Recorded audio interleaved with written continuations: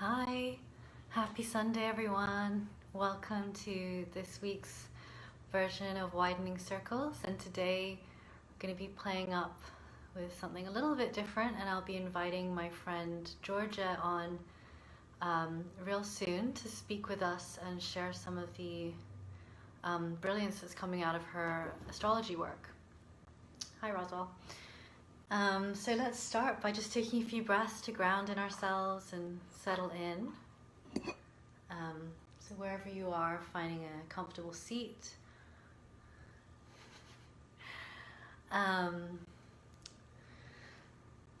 Just settle into your body, whatever you've already been through today or anything in your mind for what's coming up in the rest of the day. We're just going to put that to the side for a little while. Just place that neatly next to you so you can come back to that after we've spent this time here together. So softening your eyes, relaxing your jaw. Breathe deeply into your belly.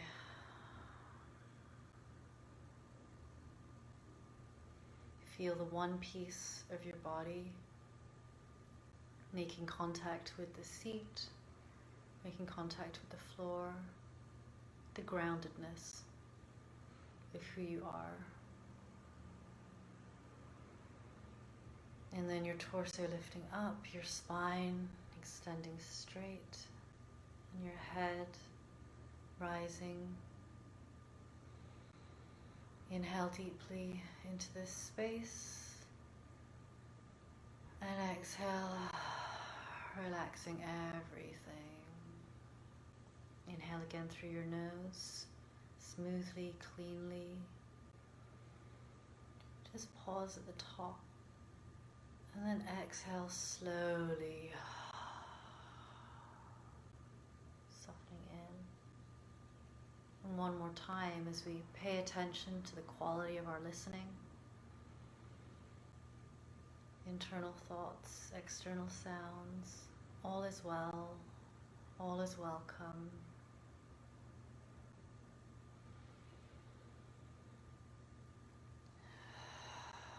And exhaling, arriving into the present moment. Blink your eyes open. Perfect. Hi Georgia. Yay. And hi Jennifer. This is wonderful. There might be a third person there whose name I haven't seen, but welcome. I'm really glad that you're all here. And I am super excited to be doing this week. The inspiration hit me a few days ago. Georgia and I had connected, and by the way, we are friends on Instagram. Miraculously found each other through a hashtag, something that I had posted back in the summer of last year. And then Georgia and I connected over our love for Charles Eisenstein, who is an author, philosopher, New World visionary. And then realized that as we sort of deepened in our conversations, oh, hi Robbie, yay, very happy that you're here. Oh, good. Robbie, welcome to this. Yeah, it's great. And then Georgia and I connected and realized that we actually have some really interesting resonances in our lives, and we share some similar questions and desires to work in the world, to exist in the world in a really specific way, which is about opening up the humanity of our experience, being able to be much more inclusive about the world and all the sentient life forms that we have in it. And then so I used the word interbeing as I was introducing her, because that's a word that's very potent for me in reaching into all this like network of who we are, and really emphasizing the connections between all of us.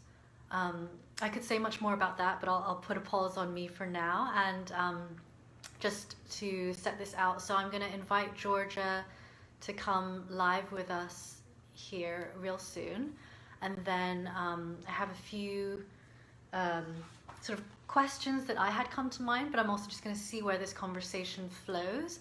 And Jennifer and Robbie, please feel free to chime in with your questions and your comments so that we can get this engagement going. And I'm so happy to have you here.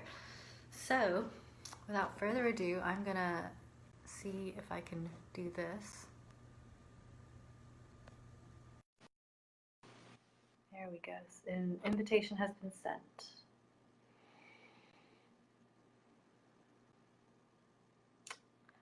So yeah, we'll see if that works. And then at the end, I just have a few thoughts that I want to swirl in. But we'll see how we go with the time and what flows. So Georgia, let me know if that has come through on your end. Okay. Said it declined. Should I try that again?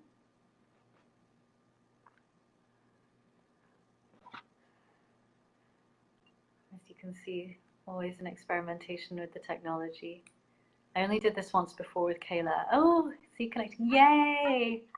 Hi, Hella. It works. This is so cool.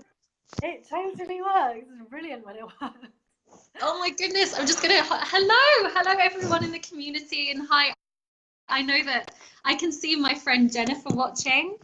And also Robbie. I've never met or connected with Robbie before, but hello to you too. Yay. Thank you so Yay. much for having me on. Thank you so much for this invitation, Kim. Absolutely. I'm so excited you're up for being a part of this.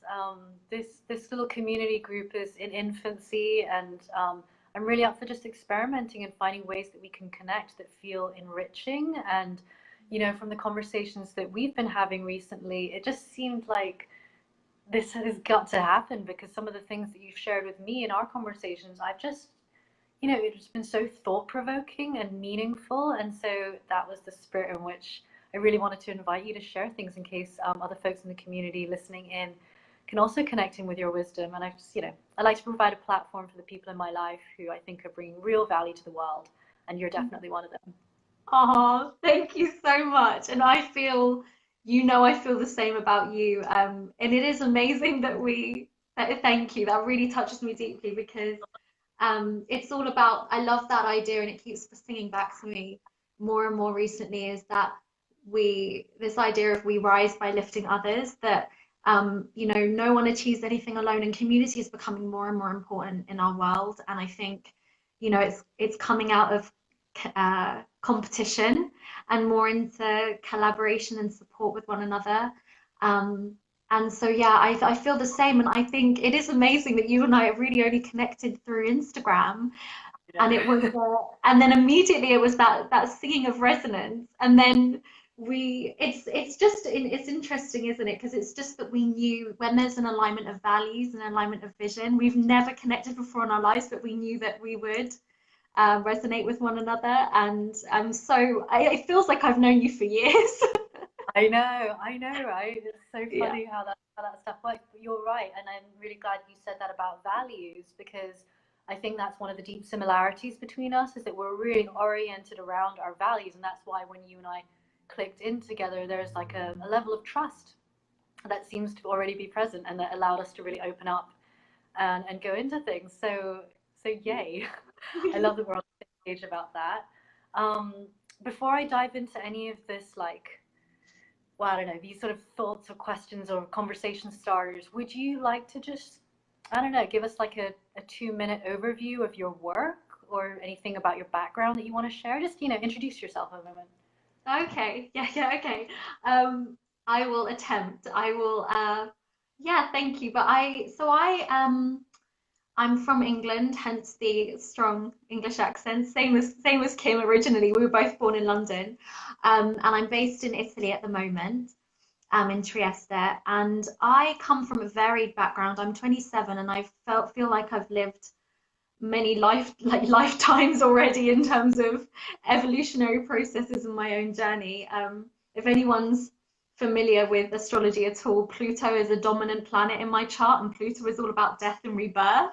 So that's already been, I've gone through many sort of death and rebirth processes in my life already. But the most recent sort of transition and journey that I've come into, I would say over the last 5 years, that's when I really entered into any kind of spiritual awareness of myself, of the world, that there is something which exists beyond the five senses and the material, science-based world and paradigm that we've been born into. And so I am I have gone into the world of astrology, and I am a practicing astrologer now, and I have my own practice. And my other passion that is twinned with astrology, I would say, they very much overlap in many ways, is sacred economics and sacred activism. And that very much was birthed through my discovery of Charles Eisenstein's work, which is what we share. And so I'm a researcher around the history and nature of money and economics. I've been doing that for years, and I'm about to, as well as my astrology, I'm also developing a research project, and what I hope will become a global community and conversation around our evolving social and economic landscape, called Sacred Society, which I hope to be launching soon. So yes, along with astrology and the sacred economics and activism, those are my passions and where my work lies. So Nice, nice. Thank you so much for that. That's really, really helpful. Hi, Jess. Welcome. We're having this conversation here. Feel free to chime in with any comments or questions. Georgia and I are going to have this conversation about astrology and some of her work. And I love that you're already beginning to sort of tease out the way that you're working in multiple worlds in a sense. There's this like astrological wider, I mean, I probably don't even have the right words for it, but this huger fabric of our being that in my mind is like galactic and cosmic and much beyond my imagination. But then you're also doing this sincere inquiry into this socioeconomic realities and of the systems in which we live. And then furthermore, you're bringing your own interpretation and your ideas and working with what we've been given by from our teachers into your own creation. And I love that. I just think it's such a beautifully creative, generative process. So yeah, nice. So let's get into this. Can you please share with us how you first came to astrology and how did you fall in love with this and so that it became such a main focus of your life? um, well, I happened upon it for sure. I It was a very auspicious moment, random, very random. And because as I mentioned, I come from a very academic, science-based, material background. If you can't measure it, it doesn't exist, that which exists beyond the five senses. So, of course, traditionally and really systemically, like astrology has no credibility and acceptability in our current paradigm. So both my parents have really had no spiritual life, no spiritual connection. Again, nothing which was outside of the norm and that which can be measured and that which is scientifically approved. So I really didn't have any introduction to that. And then but I did have this sudden overturn in my life and movement into becoming more aware of subtle energies and what was beyond just my physical body and this one incarnation. When my mother got diagnosed with cancer 5 years ago for the first time, she's been diagnosed many times since, but that was the worst time for sure. It was the very late stage of the process. And so it very much called upon, I wanted to dive into looking at any alternatives, right? Alternative ways where we can connect with our bodies and address our health. And so I went down that rabbit hole and I discovered yoga and meditation and different aspects of nutrition. And then I said, okay, Mum, we've got nothing to lose. Like, I'll do this with you. I'll support you. Like, let's just. I moved in with my mum, and I said, let's do yoga every day.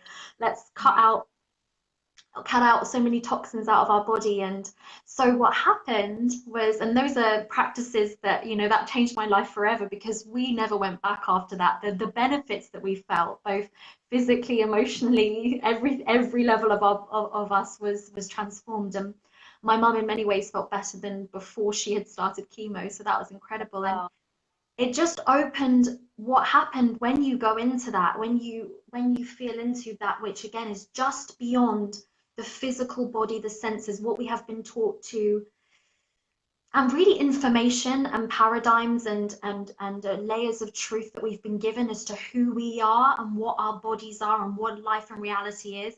Then you do meditation, you do yoga, and something opens up. And there are different truths that come in that really no one can take away from you or argue, because you felt something shift in your body. You have felt a connection to something that has not been given to you and never been opened up to you for you, you know. So I trusted in that. And then one day, so that really opened up the spiritual dimension. And one day, an astrology video popped up on my Facebook feed, because I'd gone to some yoga festivals, and so I connected with all these people that were interested and involved in different spiritual disciplines and modalities. And this one really kooky lady who runs a yoga festival, she shared an astrological report video by this guy called Kaipacha, who I then ended up working with. I ended up working for him for 18 months, and his international astrology organization, New Paradigm Astrology. And that really was my shift into the astrological world, because I then ended up living and breathing astrology for like 2 years. For a year and a half, 2 years, and then that's how I came to have my practice. But it was discovering that video, and I was watching it every week. And at that time, Kim, I had zero, I don't know if I've told you this before, but because I was watching this report video every week, and what he did he would look at he would give a report on where the planets were and where they were moving in the week following. So he would say, okay, we're going to have a new moon in Sagittarius this week, and Mars is going to be square Pluto, and the North Node is shifting into Leo, or whatever it might be. And he would then, giving all these technical aspects, he would then share energetically how that was going to influence all of us collectively for the following week, but also individually how that may show up. Mm-hmm. So when he was speaking about Mars square Pluto and Moon opposite Neptune, or whatever it might be, I had zero idea what he was. I did not have the language at that time, but it was the interpretation part that was singing, like it was resonating so much with me. And what I would do sometimes is I would watch back a week later to see what he had said about the previous week, and how it, where and how the truth really was there in terms of how my week had unfolded, or, thematically what had shown up. And it was just unbelievable. And it wasn't just his report videos, I was watching others as well. And specifically, he's an evolutionary astrologer, and evolutionary astrology is now the school that I've been immersed in learning from. And Jennifer, who's watching, she's also an evolutionary astrologer, and she co-runs a beautiful organization called Raising Vibrations with her partner Simon. So I advise anyone to go and check them out, because they're amazing. Evolutionary astrology specifically. So this is what really grabbed my attention. Can I get you to just define evolutionary astrology, or just give a sentence or two for anyone who's never even heard of that before? Yeah, so evolutionary astrology is about seeing through the context of the birth chart. Okay, so with astrology, we look at where the planets were when the moment we were born, the moment we took our first breath. Mm-hmm. And when we took our first breath, that's when the soul incarnated. So when the soul incarnated with that cosmic framework of exactly where the planets were, all the celestial bodies in their various signs, and in connection and in harmonization or confliction with one another, and where they were from the perspective of the earth, that is a cosmic imprint which we take to us and with us, and we carry with us throughout our lifetime. And the idea is that with evolutionary astrology, the reason it's called evolutionary astrology is because we're using astrology to map and track the evolution of the soul, not just through this lifetime, but where the soul has been coming from past lifetimes, and where it's intending to want to grow and develop into future lifetimes. Past and future being very much a human earthly perspective of reality. Of course, we can only see things through time and space, but there is that which exists beyond time and space, which is very near impossible for humans to fully fathom. At least with the logical mind, we can feel into that infinite spaciousness with the heart space, but the mind can't really rationally comprehend it.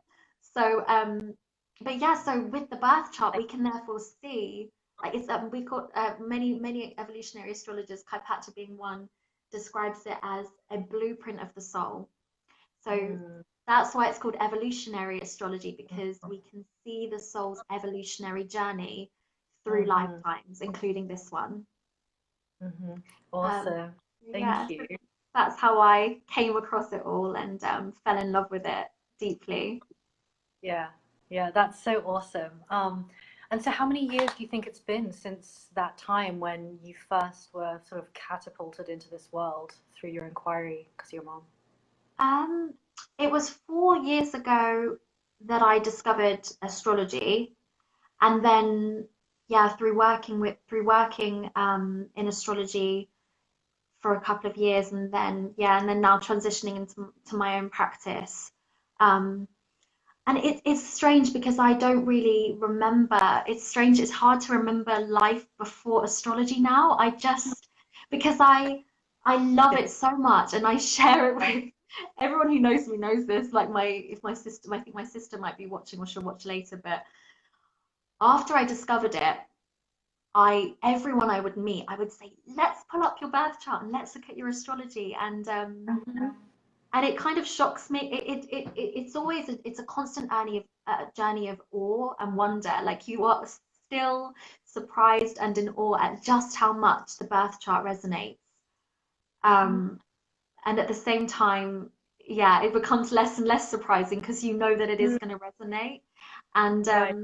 yeah, so it's been both a tool for me to understand other people and the relationships I have and to dive into that realm of curiosity with others. But it has been such a map for me because I am constantly looking at my transits and what's going on, and it really helps me understand myself more deeply and what's going on with me at the time. So.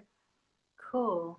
Let's go into that a little bit more deeply because you mentioned that about how it supports your relationships with others, but then also that deepening into yourself. Can you just say more about that? Like what does that bring you in life? How does that support your life? Hmm. Um, I suppose the biggest, the thing that it gave me the most, the initial foundational gift that it gave me, and which it continues to give me all the time, is that the feminine part of us, regardless of whether we're male, female, um, or however we identify ourselves, we carry those um, feminine and masculine energies within us. And the masculine is so much what is supported and encouraged. It's the elements of fire and air. It's the whirring rational mind and the thinking and the communicating and the action. And then there's that feminine. There's a feeling, there's a receptivity, there's a knowing, which is Mm, beyond words, beyond what can be defined or pin downable at times. It's feminine intuition. And um, I had felt that throughout my life. But of course, we don't have a lot of language for that, for those emotional realms, for the emotional body, for what rises in us, for that, there's a wisdom there, but of course we don't give it the value of seeing it as wisdom, mm, as we're supposed to see it as these sort of inconvenient waves of energy which disrupt our action based, thinking based lives. They're more disruptions rather than messages for us to work with. And so I am a dominantly emotional person. I mean, water is my dominant element. mm, Okay, but then I had been squashing and judging and pushing that part away from me all these years. But mm, I always thought to myself, no, like I can feel that the part of me that is feeling, that is cripplingly sensitive, that is wants to connect, wants to build connection, wants to reconnect. I really value that part of me, but nothing else sung back to me in the world, and society doesn't value that. So mm, then what happened is when you look at astrology, anything that you've intuited about yourself, about the complexities of yourself. I mean, it's a cosmic affirmation that confirms all those sort of before seemingly indescribable, undefinable parts of yourself and parts of existence, which are not, and this is the thing about the chart, is that you have this huge map where you have all the planets and all these different signs, and they're making all these aspects to one another, and you cannot possibly fully comprehend your chart. It will be an ongoing journey throughout your lifetime, an ever unfolding exploration. But that's the point, right? Is that you can't look at someone and ask, okay, when's your birthday? Oh, and Kim, like, you're a Taurus, right? So I can therefore define you as X, Y, Z. Taurus is this and this and this, but it's so much more complex than that. Um, and I think that astrology gives you the gift of saying life is complex and it's infinite, but it also, there is a language, and there is a gateway into understanding yourself. As complex as you are, there's a gateway of understanding yourself at a deeper level and why you are the way you are. And I think as well, it the greatest gift is that it makes you feel, it allows you to feel held.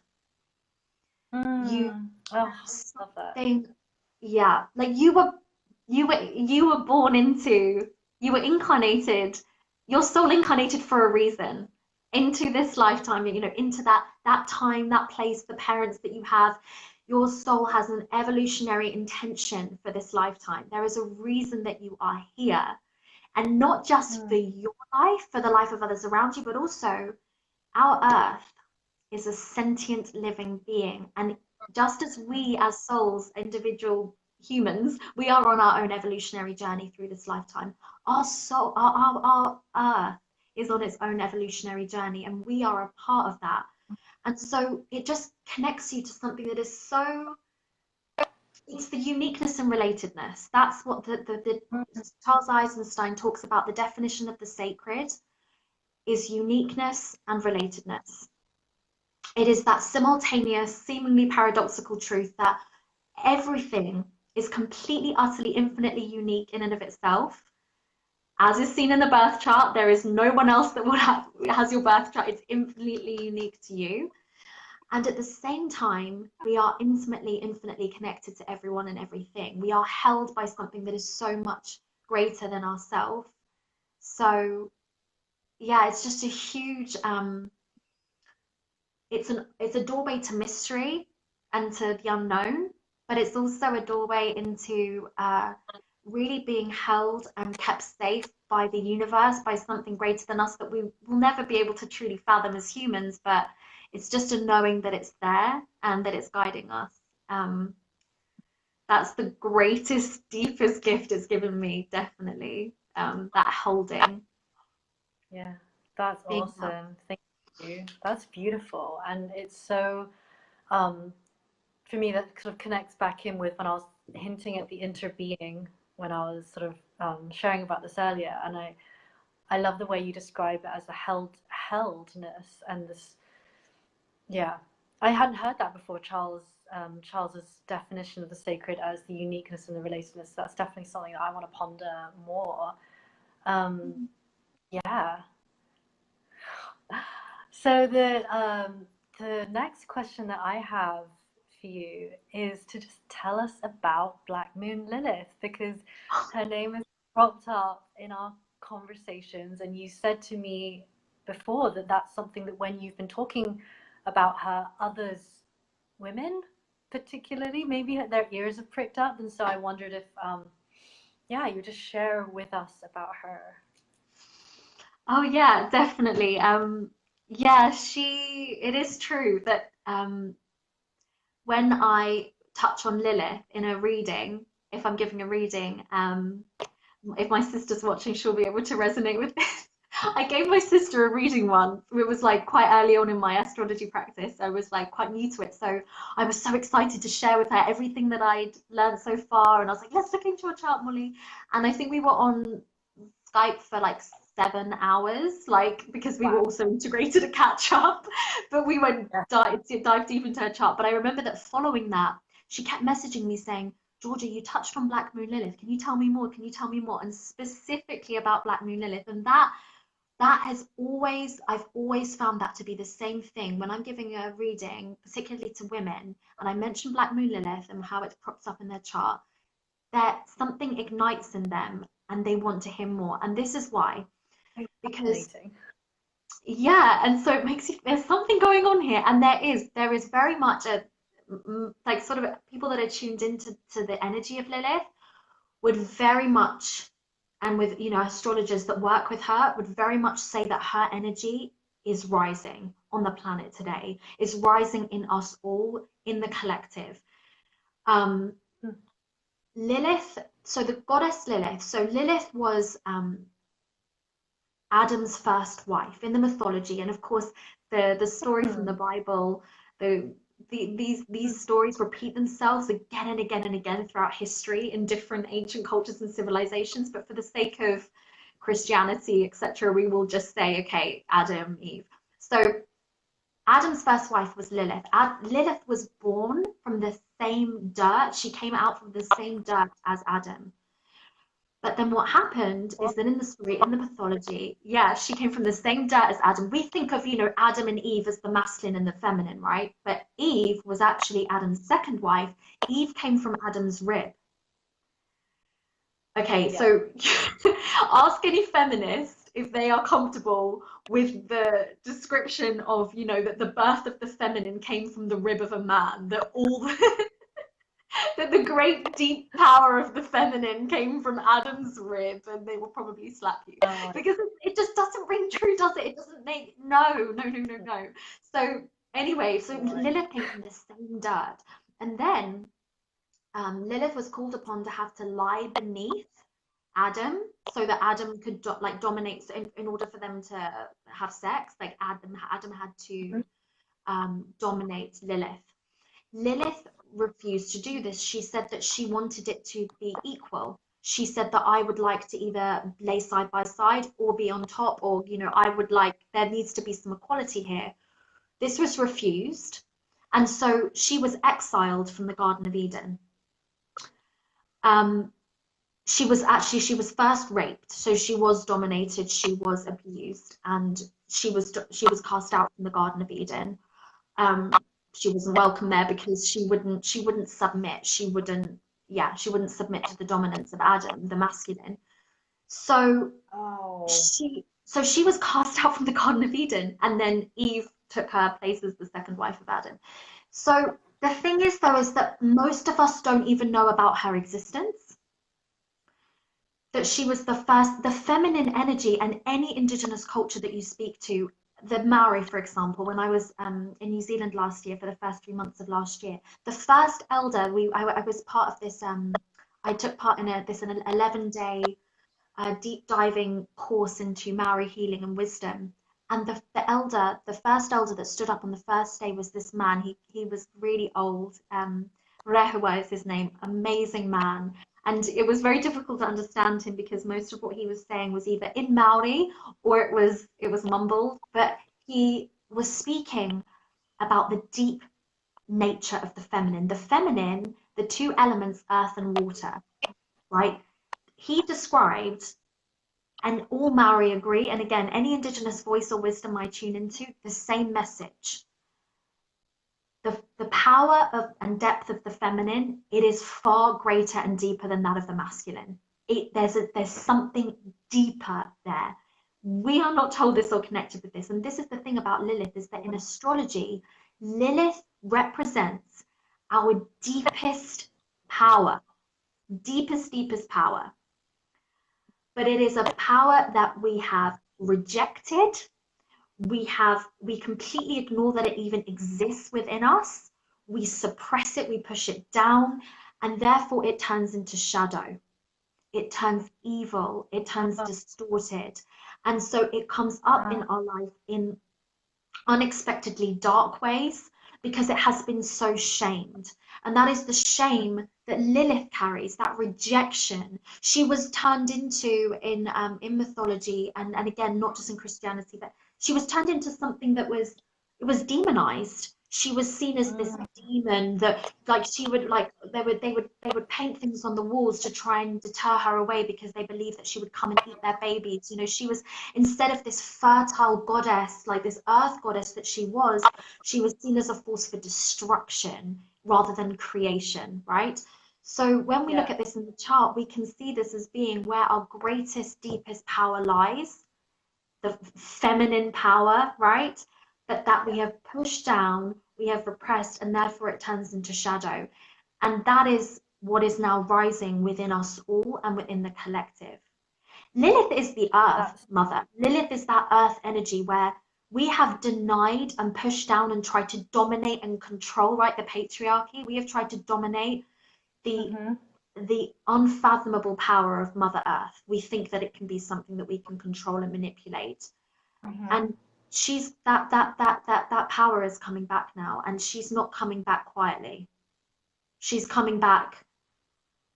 She has been raped and suppressed and dominated for so long, and yet she is the deepest power. She hasn't gone anywhere. She's there, and she's coming back now. And look at the women rising up all over the world. The Me Too movement is so much Mm-hmm. connected with that rise in Lilith energy, that deep, powerful feminine. And again, not just in women, but in all of us. In Mm-hmm. men all over the world are having a feminine awakening. Their deep, Mm-hmm. powerful feminine is awakening in them. So Totally. it's so transformative for us to connect with our Lilith, and instead of pushing her away and rejecting and shaming her anymore, it's like ushering her in with love and embracing this deep power that we have. Um, yeah, it's such an exciting area of the chart to go into. It's amazing. I, Yeah, we're I love definitely going to that. explore that with you.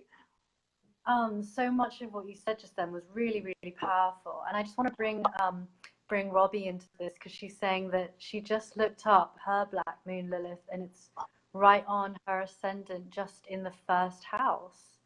So it's, Oh, yeah, she's saying really? much for bringing this, obviously time for her to look into it further. And then she shared a link really kindly as well if anyone else wants to work it out. So do you have anything to mention to Robbie in that regard? If it's right on her ascendant, just in the first house, obviously language that I'm not sure, don't fully understand, Did but she? do you have any thoughts on that? No, that's amazing. That's really necessary for the understanding of it. Does she if she could share as well what her ascendant is, that would be really helpful. Rob, But I do you can want to speak to share? the first. That's so beautiful that she shared that and that she shared the link. That's perfect because a lot of Yeah. when we do a lot of the chart calculations, if we were to bring up the chart, even on the astrology software that I use, it doesn't show, it shows, or at least it shows only one aspect of Lilith. There are many ways we can see Lilith in the chart. Um, Black Moon Lilith, I will, oh, did Robbie, she sorry, reply? saying Sagittarius. Ah, okay. Wow. So, okay, so I have Lilith in the first house too. So I can speak to that first and foremost. Is the Lilith first is right house is in the middle. Sorry to interrupt you. I just don't know that, if you're able to see the comment, but she's saying Lilith is right in the middle at 15D. If that supports it all. 15 degrees, maybe she means. Yeah. Um, okay, well, certainly right in the middle. So she said it, but it's in the first house. That's in Sagittarius by the sounds of it. So, well, yeah, so the first house I can speak to. So the first house is the house of identity. It's our outward facing personality. It's our self. It's the I am of the chart. The first impression that we make on the world. So immediately that means that the that means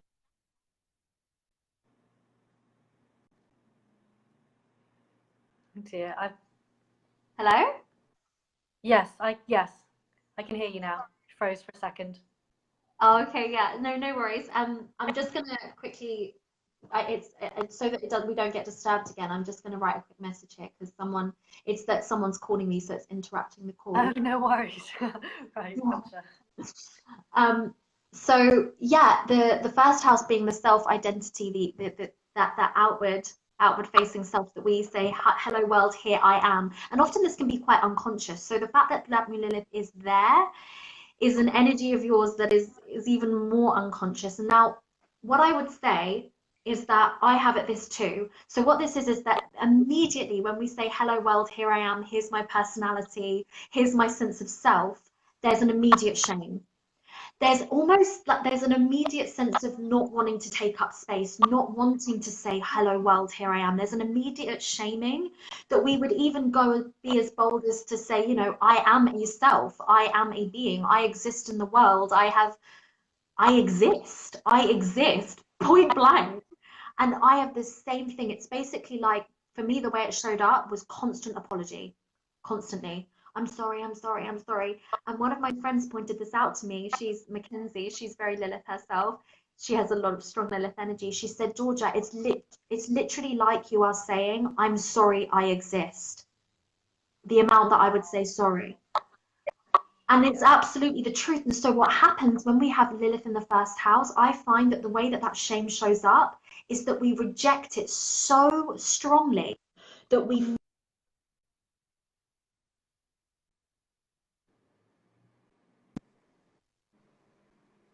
Oops. There you go. Sorry, I'm back. No worries. Sorry, I'm so sorry about that. I've hopefully it'll be sorted now. Happen. Is that we reject that part of us so strongly that we kind of tend to go to the absolute exact opposite energy. So we go from the first house and we zip right through the earth and we want to go to the complete other side. So we go to the seventh, which is relationship. So instead of owning ourself, who I am, what I want, I exist, we tend to kind of over identify with the other, and we get lost in relationship. Like who I am becomes other people, what they think, what they need, their existence. We kind of, yeah, we tend to kind of shame ourselves, but we put so much of the power, Lilith is our power, right? We deny the deep power of ourselves and our existence, and we place that into the other. It's giving away our power. And Sagittarius is fire. Sagittarius is a fire sign, and it is the deepest power of Sagittarius is wisdom, and is the seeker and the guru. The guru, I mean, guru is some insofar as the paradigm as we can explain it today. The guru is, a lot of people are saying, it's kind of the end of the age of gurus, is that we are all our own gurus, right? There is this deep well of wisdom within each of us that we haven't been encouraged to tap into. And this is the case for you, for example, is that you are filled with wisdom. Sagittarius is wisdom. It's that adventurous self that charges off out into the unknown and wants to find out greater, deeper, wider truths. Let me have a look here what she said. And all my stuff is above the horizon except for Chiron, so the other people thing has been major for me. Oh wow. Oh wow, you have quite a handle on astrology. I can see that you've explored this before. I'm impressed. Yeah. Oh my gosh, this is where, yeah, perfect. Wow. Although, wow, okay. So yeah, and so Sagittarius, just going back to that, is that you have a deep power there of wisdom, of being this great truth seeker of life. But what can happen is that instead of realizing that deep powerful well of wisdom that you have within yourself, you are seeking others, seeking wisdom and truth in other people. You are externalizing that power, and you are probably seeking out other teachers, other gurus, probably partnerships that you find yourself within. You're like, okay, you be my teacher, you teach me the way, because you're not trusting that you can teach yourself, that you have that wisdom within you. And you actually have a huge deep power here to harness truth and wisdom that you can share with others and guide others and help be a guide for them. But at the moment, you're not even trusting you can do that for yourself. I have practiced it in a very basic way for a long time. Oh wow, see, there's the Sagittarian in you, because a lot of astrologers can have strong Sagittarian energy, because Sagittarius is about whole new sort of fields of knowledge and ways of knowing.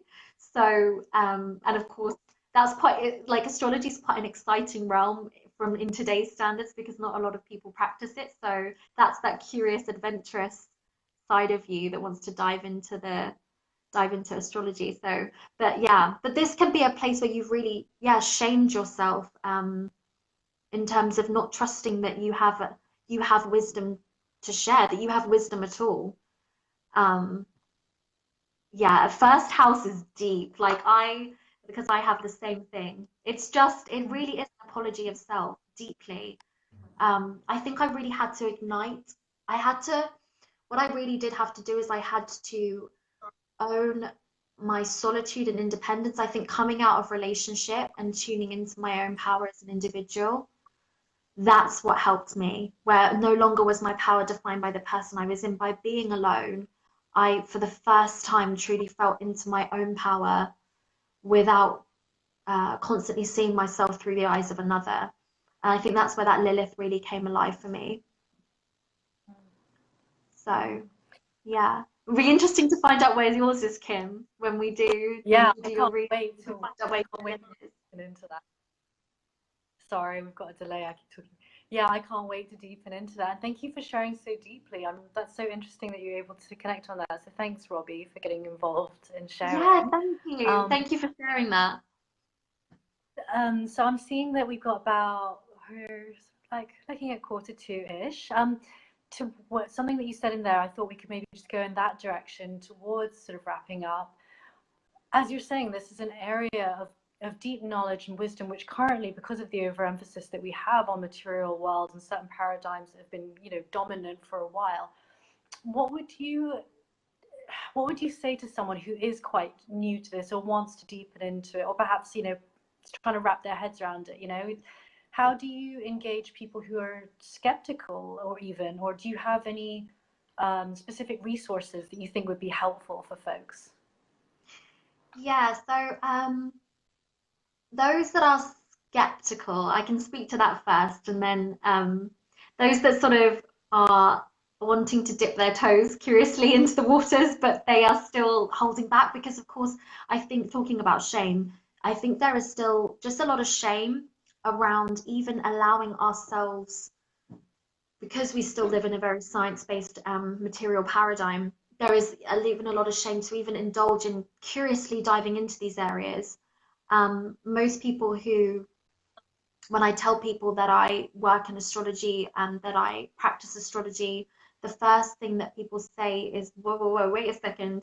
You even believe in astrology? You even think that that has any validity, any credibility? And wait, you work as an astrologer? Like, so that's the first block, is that even how could you even humor the idea that this is relevant? And Oh my gosh. there are two things that I love to share in that realm, just to kind of really open up to how much truth is available to us in these realms. And the first is, how is it possible that when we look across the world into like these ancient indigenous cultures all over the world throughout history, most separated by thousands of years, by thousands of miles, how is it possible? Because most of the ones that I've connected with, I mean, all of them, the ones that I have personally connected with, all those indigenous cultures, they had their own astrological system.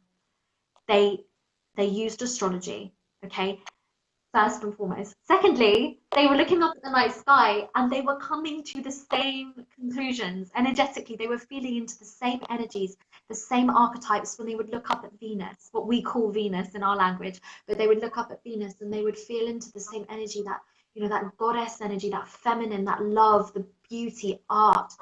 And then they would look up at the moon, and when the moon was moving through that space in the sky that we call Leo or Virgo or Libra, when the moon was transiting for 2.5 days through a particular sign, they would be feeling a certain energy and a shift and a certain element. And how is it possible that those patterns repeat themselves again and again, separated by thousands of years, thousands of miles, but the same energetic conclusions, the same truths were coming through? I mean, this is how, like how could that not have some resonance? And then, of course, I think, how could we be so arrogant or naive as to believe that, again, it's the story of separation, that we are discrete and separate selves that are not part of interbeing. We are not related to each other inextricably, and that our planet is the same, that our planet is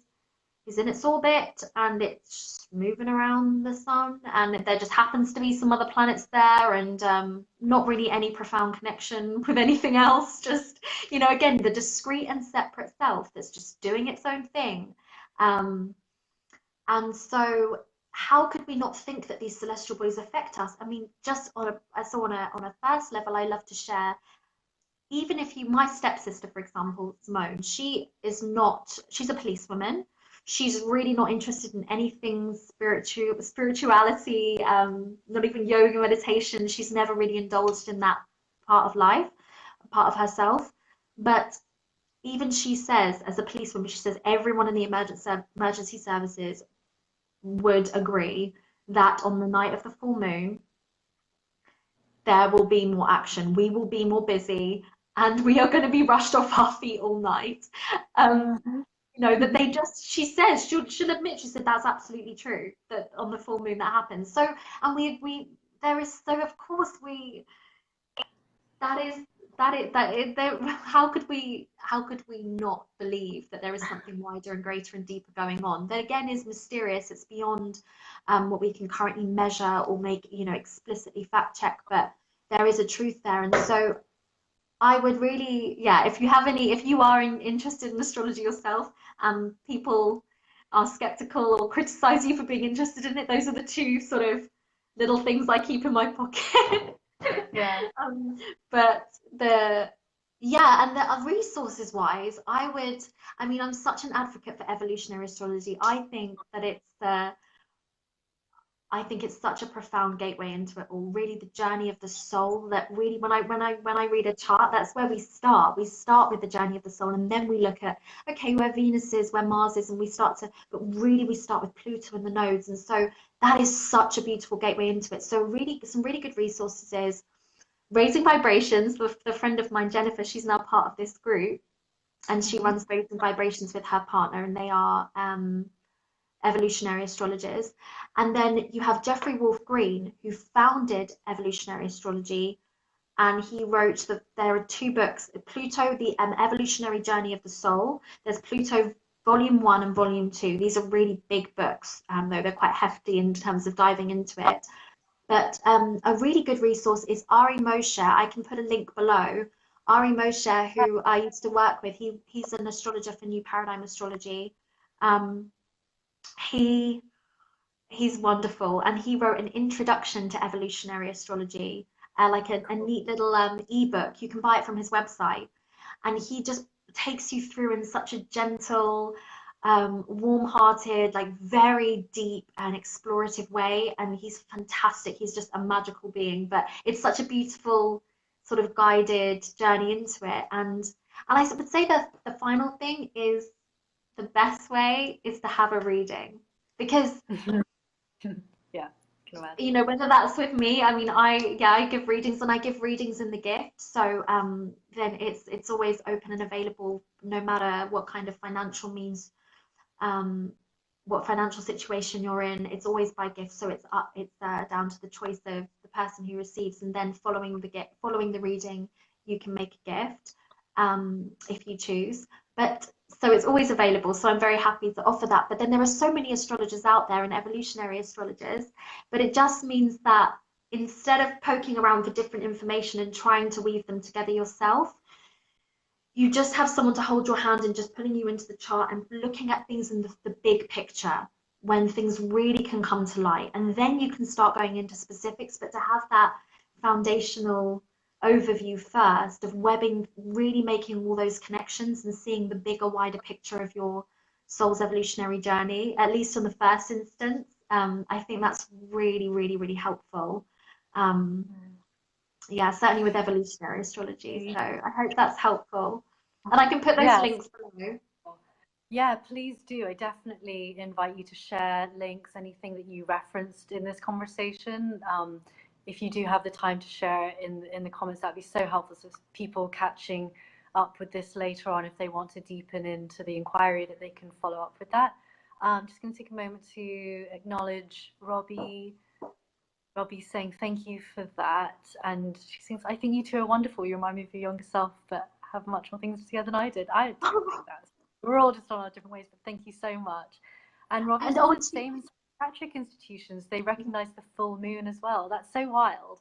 Um, yeah, I yes. love that. I'm so glad that you two are sort of able to connect on these things. We just have a few minutes left. George, is there anything else that you want to just say briefly to feel complete? Um, yeah, Or I would share. I suppose it's just I think that with astrology, the why has to keep coming back into it. Like, why would we do this? It goes beyond, yes, it gives us some indication as to ourselves and why we are the way we are, but there's something, rather than it just being a personality description, which it absolutely is a really helpful tool in doing that and that make it helping us understand our personalities. On this planet right now, there is something, we are being called into something greater and deeper, and that is a reconnection. Really, the urgency here is a reconnection with our planet, and that she is a living sentient being who is on her own evolutionary journey, and that we have been born into this time and space for a reason,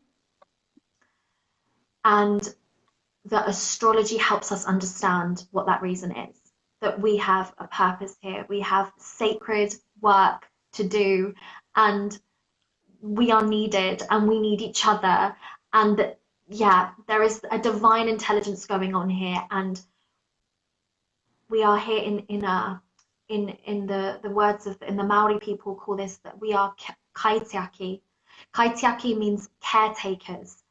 We are born as caretakers of this land, of this earth, and we are so far from that. We are so yeah, far from that, and I think astrology can help us come back to how we can return to being kaitiaki of the land, mm, of this earth that we've been born, that we've been gifted with, of this yeah, beautiful life of what it is to be alive. I think that's such a beautiful gift that astrology can give us. So yeah, yeah. that's my share on why I love astrology. Perfect. Thank you so much. I really like the way that's brought us back full circle in a way, because some of the intentions for me in starting this community was about the why, was about paying attention to these strings, the interweaving, of our lives, and how we can support each other in our journey and be part of this shared inquiry, which for me definitely orients around what is the relationship to each other, what is the relationship to the planet, and how can we really support our flourishing coexistence. Because I agree with you, right now we are, we seem to be in some ways so far from that, but at the same time I do have tremendous levels of hope for the pockets and the connections that I am seeing, and so I do want this group to very much support that. So inviting you on here, getting to hear about your work and what you're fascinated by has been so rich. So thank you so much. I'm so glad that we did this. Yeah, me Rob, too. also saying thank you. It's been a lovely session, very uplifting. Robbie, thank you so much for being here with us. This is just such a joy to me. And also, would just like Thank to say real quick, Robbie, and maybe this George will give you more information. Robbie, in a way, to me, was like my informal philosophy professor, because when I was studying my undergraduate, there was, these, the lectures and um, the more, the formal education part, but then Robbie was my person, my human who I would go to talk like informally actually as to what was my learning journey and how can I make sense of what I had going on. Because Robbie was, so I don't remember you were like maybe, sorry, I don't remember, like a director of the course or somehow helping in sort of more of the background of the whole philosophy degree. And so Robbie was the person I would go to, and I was like, I don't understand what I'm doing this. I was at University of Sussex at the time. So I just wanted to fill in that little piece and say that, Robbie has really supported my philosophic thinking when I was a young adult, and certainly has just been such a huge part of my journey. So thank you, Robbie, for Wow, just being in the world and supporting beings the way that you do. Um, that's huge. yeah, That sounds like a huge, yeah, a role of support is what she offered. And I remember those figures so much in my own degree, my learning at university. Like a lot of the teachers, lecturers I've forgotten, but those people that provided support in the overall learning journey of the transformative process you go through, all the ups Yeah. and downs, they're the ones that tectonically shifted my reality. So that's amazing, Robbie. I was so moved by your energy back then, Kim. I sensed your amazing presence so easily. Yes, so So did I. touching. So touching. Oh. Well, Yeah. um, yeah, we're hitting up on the hour, so I just want to send a lot of love to you both and to anyone catching this replay. And we really welcome any comments or questions. Feel free to go. I don't know if I'm just offering you out, but feel free to get in touch with Georgia if you Yeah, want to definitely. check in about readings or anything like that, or any more information. And yeah, that's all. Yeah. Yay. Thank you so much for having me, and I will pop all those links below if anyone's Thank you interested. very And much. I can't wait to continue to engage in this community and with you, Kim. And I'm going to see you later this week anyway. We're going to Yeah, connect, and I can't wait. yeah. I can't Thank wait for you. my reading. I'm so excited for like the full reading. Yay. Yes! Oh my I can't wait. God. Love everyone. Mwah. Lots Bye, of Robbie. love. Bye, Robbie. Lovely to meet you and everyone who watches. Thank you for watching. Yay. Have a good week. Bye. Bye. You too.